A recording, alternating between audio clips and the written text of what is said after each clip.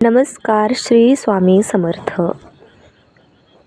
गुढीपाडवा म्हणजे मांगल्याचे प्रतीक आणि 3.5 मुहूर्तांपैकी एक संपूर्ण असा मुहूर्त आहे. या शुभ मुहूर्तावर गुढीपाडव्याला नवीन वस्तू खरेदी करून आपल्या धनसंचयात भर पाडण्याची आपली जुनी परंपरा आहे. पण आजच्या काळात सोन्या चांदीचे गगनाला भिडलेले भाव पाहता प्रत्येकाला सोने खरेदी करणं शक्यच होत नाही. पण आनंदासाठी सोनंच कशाला हवं? काही गोष्टी अशाही असतात ज्या सोन्यापेक्षाही मौल्यवान असतात आणि ज्याची किंमत आपण पैशात कधीच करू शकत नाही. यंदा गुढीपाडवा 19 मार्च 2026 रोजी गुरुवार या वारादिवशी आहे. हा 3.5 मुहूर्तांपैकी एक अत्यंत शुभ आणि मंगल मुहूर्त आहे. याच दिवशी केवळ सोन्याच्या मागे न धावता आपल्या घरात सुख, शांती आणि समृद्धी नेणाऱ्या दिशेला कोणत्या वस्तू आहेत ज्या आपण खरेदी करू शकतो? सोन्याहूनही मौल्यवान अशा कोणत्या गोष्टी आपल्या आयुष्यात आनंद आणतील, हेच आज आपण या व्हिडिओमध्ये पाहणार आहोत. सर्वप्रथम की आता या गुढीपाडव्याला कोणी सोनं घेणार असेल, कोणी गाडी घेणार असेल, कोणी घराची बुकिंग करणार असेल, प्रत्येकजण यथाशक्ती काही ना काही आपण वस्तू घेत असतो. पण तुम्हाला माहिती आहे, सोन्याचे भाव इतके वाढलेले आहेत की आपण सोनं चांदी खरेदी करू शकत नाही.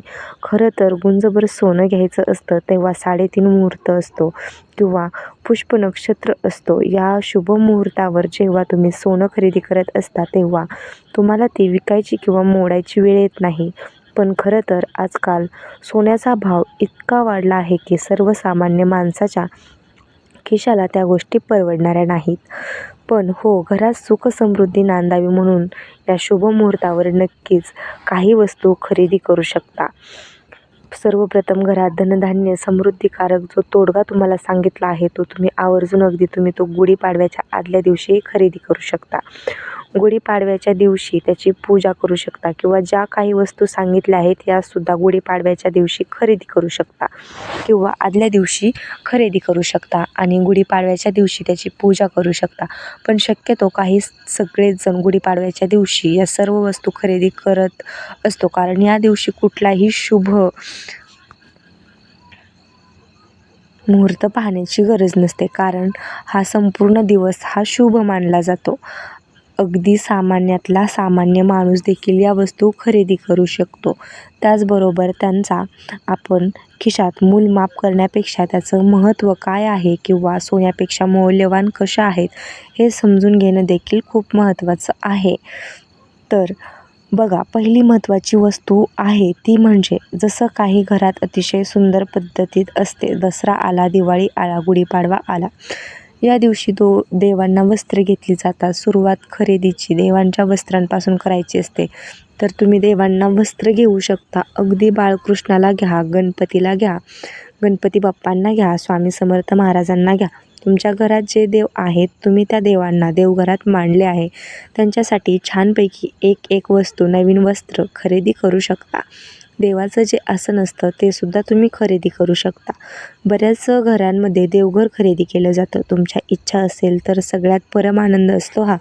म्हणून तुम्हाला इच्छा असेल तर तुम्ही तुमच्या घरातले टाकसुद्धा तुम्ही बनवायला टाकू शकता आणि गुढीपाडव्याच्या दिवशी ते आणून त्याची पूजा करू शकता.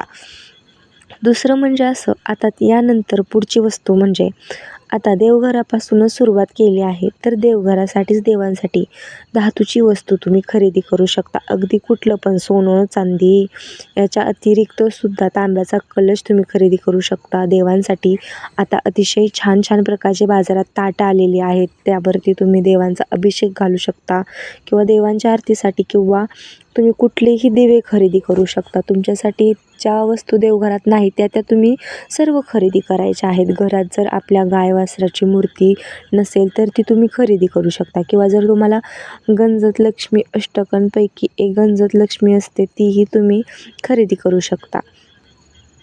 ज्यांना श्रीयंत्र खरेदी करायचं असेल ते खरेदी करू शकता.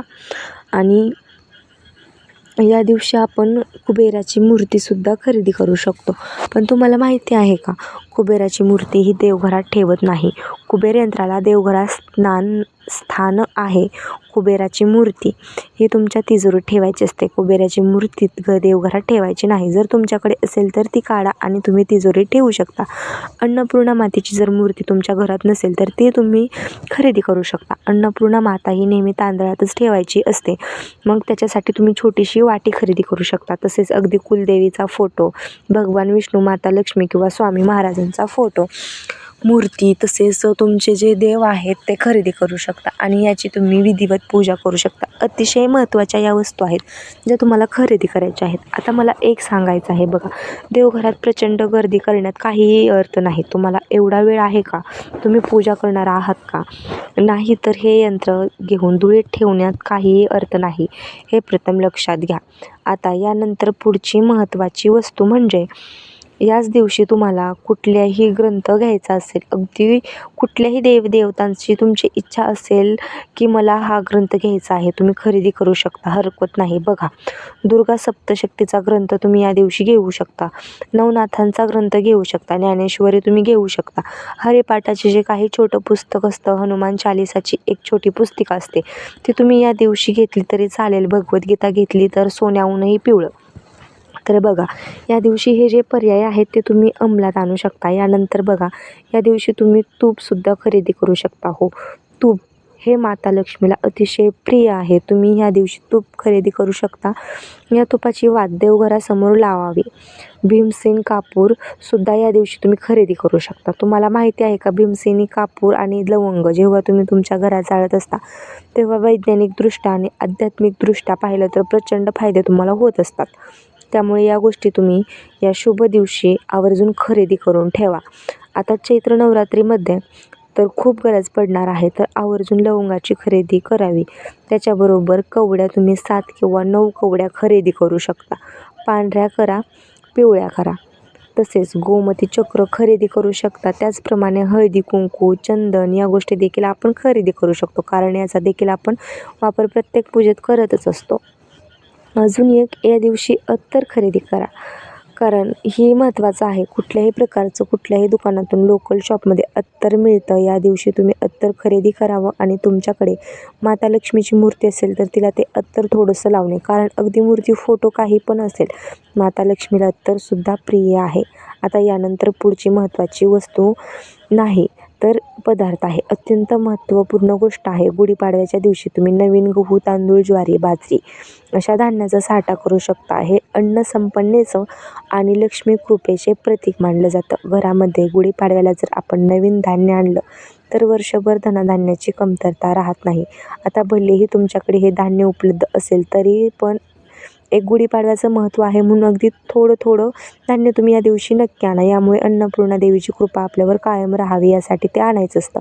साखर आणि गूळ आणल्यामुळे देखील घरामध्ये गोडवा आणि स्नेह वाढतो. त्याचबरोबर आता मी तुम्हाला हे धनधान्य सांगितलं ज्या पद्धतीने धनतेरसच्या दिवशी धने आणि गूळ. धने म्हणजे काय?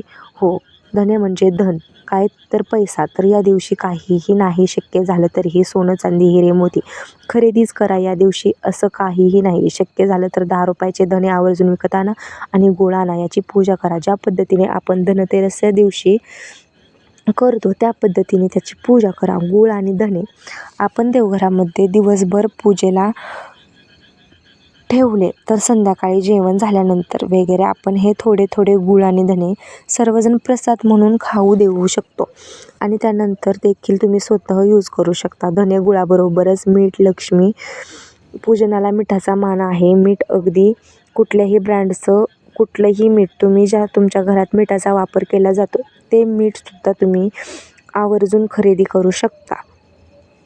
घरातली दारिद्र्य काढण्यासाठी, घरातली लक्ष्मी काढण्यासाठी सगळ्यात महत्त्वाची शिराई. ज्याला काही घरात शिराई, झाडू आवर्जून खरेदी करू शकता. तुम्ही माठसुद्धा खरेदी करू शकता. आता उन्हाळा सुरू झाला आहे, बऱ्याच घरात माठ भरले गेले असतील, पण तुम्हाला जर माठ खरेदी करायचं असेल तर हा दिवस अतिशय महत्त्वाचा आहे. तसेच जर तुमचा घराचा उंबरडा खराब झाला असेल तर तो तुम्ही या दिवशी बदलू शकता. तुमच्या घराला तोरण लावू शकता. खरं तर आपण रोज रोज झेंडूच्या फुलांचे, अशोकाचे तोरण लावू शकत नाही. म्हणून अगदी कवड्याचं तोरण कुठल्याही दुकानात, कुठल्याही शॉपमधून तुम्हाला कवड्यांचं तोरण मिळेल ते आणावं, छानपैकी लावावं. बघा, या गोष्टी करून खूप आनंद मिळत असतो. यानंतरची पुढची वस्तू, नवीन झाड, त्यामध्ये एक तुळशीचं रोप, बेलाचं रोप किंवा एखाद्या फुलझाडाचे रोप आपण आणावं आणि हे आपल्या घरी जरूर लावावं. तुम्ही जर तुळशीचं रोप या दिवशी लावणार असाल किंवा बेलाचं रोप लावणार असाल तर त्यांची पूजा अवश्य करावी. बघा, आपण या दिवशी नवीन वही आणि पेन देखील घेऊ शकतो. कशासाठी? हिशोबासाठी.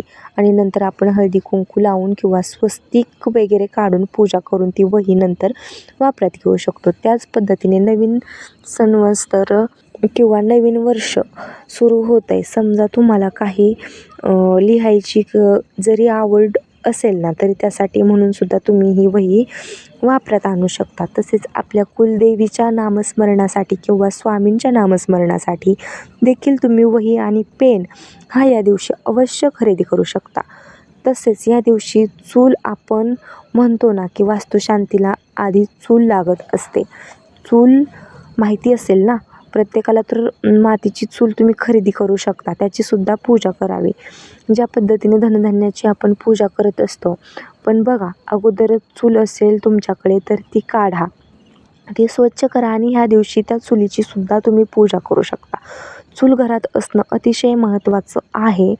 सगळ्यात महत्त्वाचं, या गोष्टी करून तुम्ही करोडपती होणार आहे असं नाही, पण कुणीतरी गाडी घेतली, कुणीतरी घर घेतलं तर मनात कुठेतरी वाटतं, अहो, त्याच्यापेक्षा ह्या गोष्टी जर मी खरेदी केल्या तर मला किती आनंद मिळेल.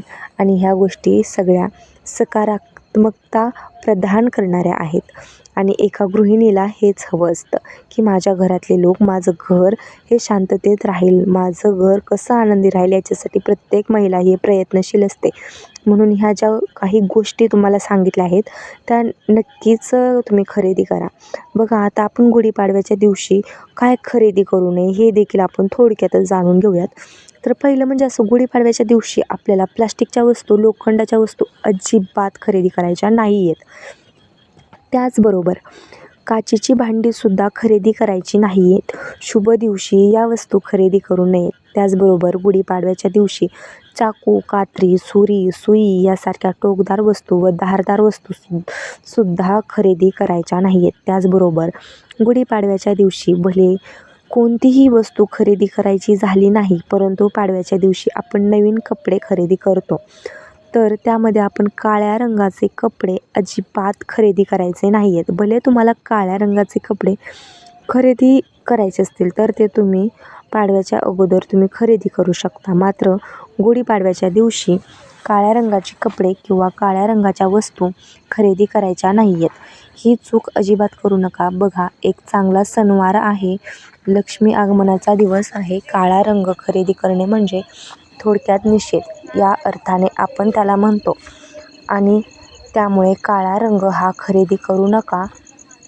तर बघा, या गुढीपाडव्याच्या दिवशी तुम्ही या वस्तू नक्की खरेदी करून आणू शकता आणि या वस्तू तुम्ही खरेदी केल्यामुळे तुमच्या धनसंचयामध्ये वाढ होईल आणि या वस्तूंच्या रूपाने लक्ष्मी मातेचं आगमन तुमच्या घरामध्ये होईल आणि तुमची आर्थिकदृष्ट्या प्रगतीसुद्धा होईल. तर हा माहितीपूर्ण व्हिडिओ तुम्हाला कसा वाटला? आवडला असेल तर नक्की लाईक करा, शेअर करा आणि चॅनलला सबस्क्राईब करायला मात्र विसरू नका. व्हिडिओ शेवटपर्यंत पाहिल्याबद्दल अगदी मनापासून तुमची मी आभारी आहे.